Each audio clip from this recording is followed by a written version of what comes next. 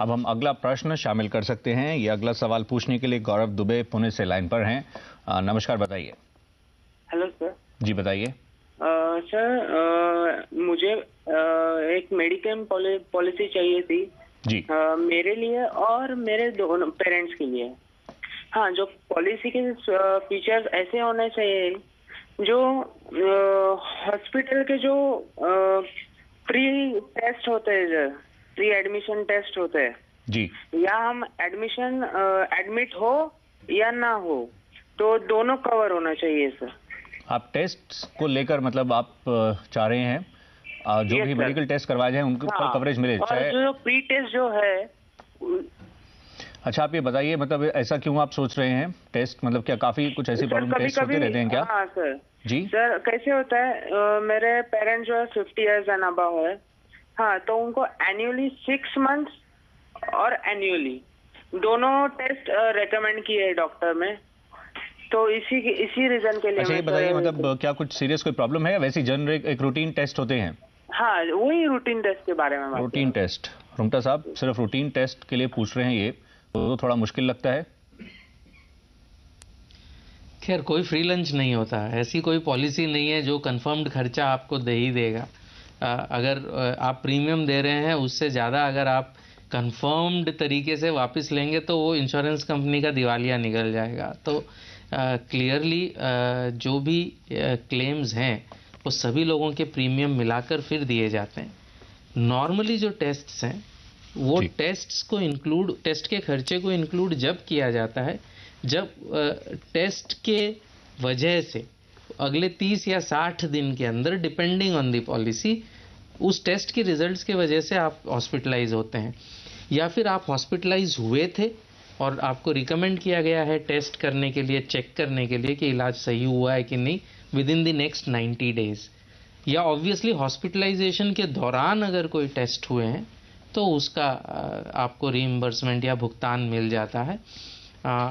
हालांकि अगर सिर्फ आप टेस्टिंग के लिए हॉस्पिटलाइज हुए हैं तो उसका भी भुगतान इंश्योरेंस कंपनीज नहीं करती। एक दो पॉलिसीज हैं, आईसीआईसीआई लोम्बार्ड की हैं, अपोलो म्यूनिक की भी हैं, जो टेस्ट एक लिमिट तक, यानी 4 या 5 हजार रुपए तक की लिमिट पर ईयर तक आपको टेस्ट के कॉस्ट रीइंबर्समेंट करती है, चाहे उसके वजह से आपका हॉस्पिटलाइजेशन हो कि ना हो। लेकिन उसका प्रीमियम इतना हाई है कि वो आप कम प्रीमियम देके उसी पैसे से आप अपना टेस्ट करवा लें, तो मतलब it is your own money जो आपको वापस आ रहा है। तो इसेंशियली टैक्स डिडक्शन जरूर मिलता है। अगर आप उसको एज अ मेडिकल प्रीमियम देते हैं तो आपको टैक्स डिडक्शन मिल जाता है, वरना आप डायरेक्टली अगर टेस्ट्स में देते तो आपको टैक्स डिडक्शन नहीं मिलता। लेकिन ऐसी कोई पॉलिसी नहीं है जहां पर आप 1 रुपया देके गारंटीड 2 रुपए का क्लेम ले सकें। ऐसी पॉलिसी कोई इंश्योरेंस कंपनी नहीं दे सकती। तो इंश्योरेंस भी एक बिजनेस है, उनको भी इस प्रकार से वर्क करते हैं। हालांकि हॉस्पिटलाइजेशन हो या इनफैक्ट अब तो ओपीडी के भी कवरेजेस मिल रहे हैं, लेकिन टेस्ट स्पेसिफिकली काफ़ी होते हैं, उसको लेकर केवल करवाएं। तो रुंगटा साहब ने बात बिल्कुल स्पष्ट तौर से आपको समझाई है। आइए अब अगला सवाल लेते हैं। ये एसएमएस के जरिए है और ये कार इंश्योरेंस से संबंधित है, उसके रिन्यूअल से संबंधित है। हम आइए इसको स्क्रीन पर लेते हैं। 1 जनवरी 2011 को एक इंडिविजुअल की कार इंश्योरेंस का रिन्यूअल था। उससे कुछ दिन पहले उन्होंने इंश्योरेंस कंपनी को वो चेक दिया, लेकिन बाद में रिन्यूअल के नेक्स्ट डे 2 जनवरी को ही उनकी गाड़ी का एक्सीडेंट हो। हम ये स्क्रीन पर इनका प्रश्न लेते हैं, बस कुछ ही देर में होगा। और उसके बाद जब उन्होंने कंपनी को कॉन्टैक्ट किया उस सूरत में, तो कंपनी ने बताया कि उनका रिन्यूअल ही नहीं हुआ है, इनफैक्ट पॉलिसी लैप्स कर गई है। उसके कारण हम कुछ देखते हैं स्क्रीन पर जिस तरह से है ये प्रश्न। रुंगटा साहब बताइए, पॉलिसी लैप्स कर गई, उसके कारण तो जरूर देखे जाएंगे, लेकिन उनका कहना है कि उन्होंने टाइमली सबमिट किया था चेक रिन्यूअल के लिए। उसमें उनका जो कहना है कि उन्होंने जिस एम्प्लॉय को दिया था बाद में उनके पास ही उनको वो चेक मिला और वो आगे प्रोसेस नहीं बढ़ाया गया। तो ऐसे में मतलब फिर कैसे देखा जाए, क्योंकि इंडिविजुअल ने फॉर्मेलिटीज कंप्लीट की, जरूर इनिशियली एक कवर नोट भी मिलता है, वो इन्होंने मेंशन नहीं किया कवर नोट मिला है कि नहीं मिला, बाद में पॉलिसी आती है, तो कैसे फिर इसको बात को ये आगे बढ़ा सकते हैं? खैर, रिन्यूअल पे नॉर्मली कवर नोट नहीं मिलता है, एज लॉन्ग एज आपको, अब इनको ये प्रूव करना पड़ेगा कि इन्होंने इंश्योरेंस कंपनी के एम्प्लॉई को ये हैंड ओवर कर दिया था नॉर्मली। इसीलिए मेरे दर्शकों से ये गुजारिश है कि आप, इंश्योरेंस बहुत ही इंपॉर्टेंट चीज़ है, डेट ऑफ पेमेंट बहुत इंपॉर्टेंट है, रिस्क कब शुरू होती है बहुत इंपॉर्टेंट है। तो आप कोई भी पेमेंट करते हैं तो उसका ऑफिशियल एक्नॉलेजमेंट लेना आप न भूलें।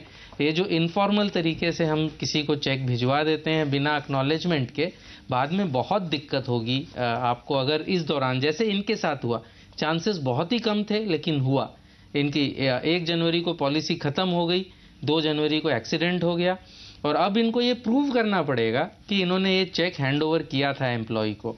तो प्रूफ है तो मेरे ख्याल से इनको प्रॉब्लम नहीं आएगी। लेकिन अगर इनके पास प्रूफ नहीं है कि इन्होंने चेक हैंड ओवर कर दिया था एम्प्लॉय को, तब काफ़ी दिक्कत आ सकती है। तो ये बेसिकली टर्न होगा फैक्ट्स पे, इसमें कोई और कोई इसमें प्रावधान नहीं है जी। तो इस तरह से आपकी जो रिस्पॉन्सिबिलिटी थी, आपका जो फर्ज बनता था, आपने टाइमली दिया। आगे जो भी कारण रहे हैं उसको आपको प्रूव करना पड़ेगा। आपने समय पर देने के बाद भी क्यों आखिर रिन्यूअल नहीं हुआ, और जो लैप्स हुई तो एनुअल कॉन्ट्रैक्ट है, इसमें प्रॉब्लम रहती है काफ़ी। तो अगला प्रश्न हम शामिल करते हैं। अगला सवाल जो अब हम इंक्लूड करने वाले हैं, ये अगला सवाल समर तहूजा का है। दिल्ली से ये प्रश्न है और ये लोन लेना चाह रहे हैं अगेंस्ट यूलिप। ये इनका प्रश्न, 5 साल पहले यूलिप में निवेश किया था जिसका बकाया प्रीमियम देता हूं और पॉलिसी पर लोन मिल सकता है, जानना चाह रहे हैं। रुंगटा साहब, आप कैसे देखेंगे? 5 साल जिस तरह से कह रहे हैं हो चुके हैं, वो एक प्रावधान जिस तरह से कुछ पार्शली विड्रॉ भी कर सकते हैं वो भी, और जो इनका प्रश्न है उसको आप कैसे समझाते हैं इन्हें? नॉर्मली जब इन्होंने लिया था, यानी 2005 के आसपास लिया था, उस समय जब कंपनीज यूलिप इशू कर रही थी तो प्राय सभी कंपनीज में, हर कंपनी में नहीं, प्राय सभी कंपनीज में लोन की फैसिलिटी थी, जो एक रीजनेबल इंटरेस्ट रेट पे मिल रहा था। कोई बहुत सस्ता तो नहीं था, लेकिन लोन आपको मिलता था एटलीस्ट आफ्टर 3 इयर्स।